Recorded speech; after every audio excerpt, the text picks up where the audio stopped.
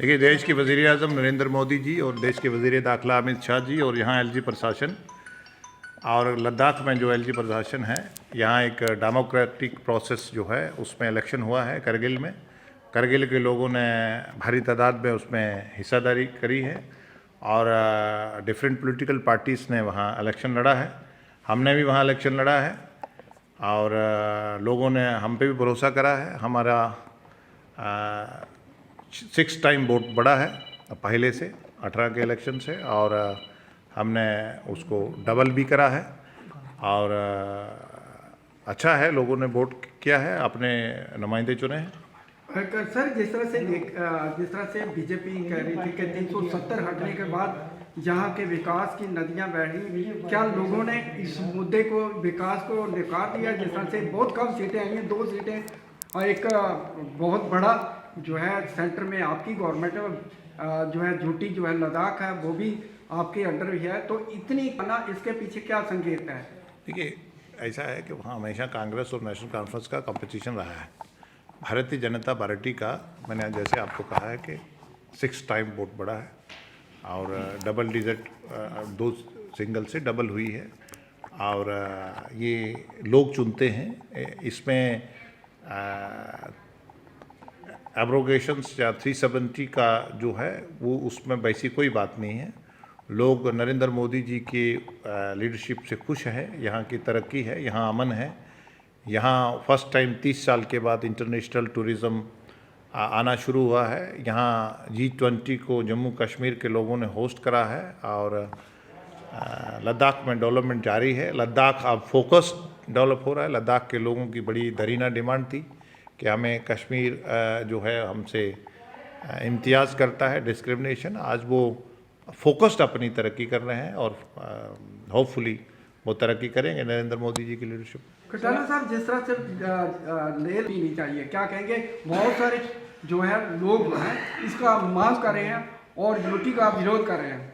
देखिए, ऐसा है कि अगर आप पिछले 30 साल 40 साल के पत्रकार लोग हैं, अगर आप प्रेस उठा के देखें तो उनका बड़ा दरीना डिमांड था कि हमें यूटी मिलना चाहिए और मुझे नहीं लगता है कि जो अपोजिशन उनको उकसा रही हैं वो कभी उनको कुछ दे पाते। भारतीय जनता पार्टी ही एक ऐसी पार्टी है जो लोगों को डिलीवर करती है और वोट के नज़रिए से डिलीवर नहीं करती। हमने यूटी दिया है, लद्दाख के लोगों की दरीना डिमांड थी।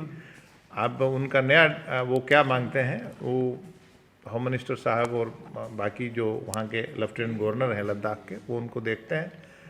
खट्टाना साहब, क्या आपको उम्मीद नहीं थी कि ज़्यादा सीटें आनी चाहिए और आपकी उम्मीद से ये चुनाव जो है वो खरे नहीं उतरे? क्या ये टेलर है क्या? नहीं, हमारा ऐसा नहीं होता है। हमारा ये है कि जम्मू कश्मीर और लद्दाख में हम एक बड़ी पॉलिटिकल पार्टी ज़रूर है भारतीय जनता पार्टी, लेकिन हम डेमोक्रेटिक वैल्यूज़ का पे बिलीव करते हैं। हम वहाँ डेमोक्रेटिक प्रोसेस को इनकरेज करते हैं। वहाँ मैंने आपको कहा कि कांग्रेस नेशनल कॉन्फ्रेंस का हमेशा फाइट रहा है, वो एक दूसरे के खिलाफ इलेक्शन लड़ते थे। हमारा 6 टाइम वोट बढ़ा है और वहाँ हमने सीटें भी बढ़ी हैं और इससे इसका कोई ताल्लुक नहीं है। सर, ऑल पार्टियां प्रोटेस्ट कर रहे हैं, इलेक्शन की मांग कर रही है, तो आप क्या कहना चाहिए, खास करके जम्मू में? कौन प्रोटेस्ट कर रहा है? ऑपोजिशन, सारे ऑल पार्टी जितने भी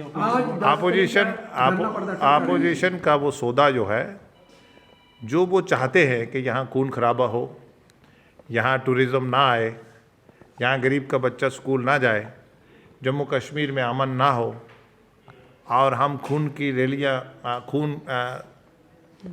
उससे करके खेल के तो अपनी सत्ता में रहें, वो अब जम्मू कश्मीर के लोग उनको मौका देने वाले नहीं हैं। बाकी जमहूरियत है, वो they have right to protest. लोकतंत्र में चुनाव होना बहुत जरूरी है। लंबे समय से चुनाव नहीं हो रहे, यही उनकी मांग है, चुनाव कराए जाएं।